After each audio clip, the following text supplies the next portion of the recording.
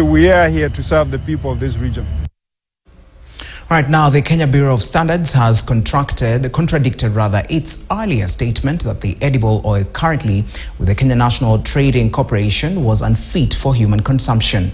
They now say it's okay to be consumed and that vitamin A is neither a health nor a safety parameter in their tests. And as KTN's Ode Francis reports, the Directorate of Criminal Investigations has already launched a probe into the scandal.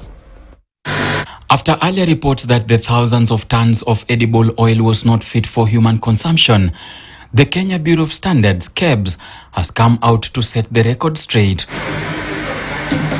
KEBS says it sampled, re-inspected and tested the edible oil imported by Kenya National Trading Corporation KNTC. That from the tests done, the edible oil complied with all the health and safety parameters of the applicable Kenyan standards. It stated that the sampled edible oils did not meet the vitamin A level specified in the Kenyan standards, which is not a health and safety parameter, and communicated the same results to KNTC.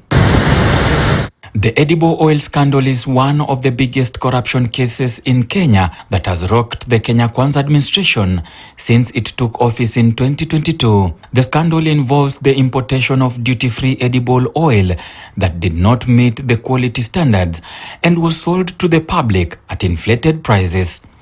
The scandal has implicated several government officials, state corporations, private companies and banks. The scandal was exposed by the Senate Trade Committee, which was investigating the high cost of living in the country.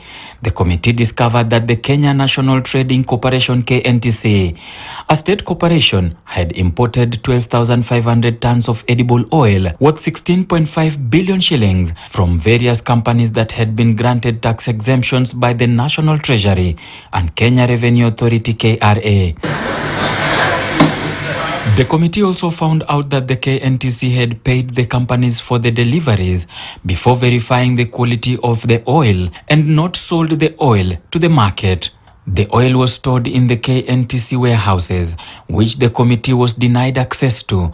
The committee also questioned the rationale behind the single sourcing procurement method that was used by the KNTC to award the tenders to the companies. The committee suspected that the companies were linked to some influential individuals in the government and had colluded with the KNTC officials to defraud the taxpayers.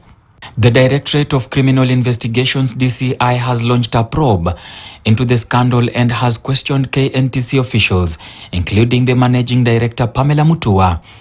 The DCI has also grilled some of the bank officials who had guaranteed the credit financing for the imports. The DCI is expected to forward the investigations file to the Office of Director of Public Prosecution (ODPP) when the investigations are complete.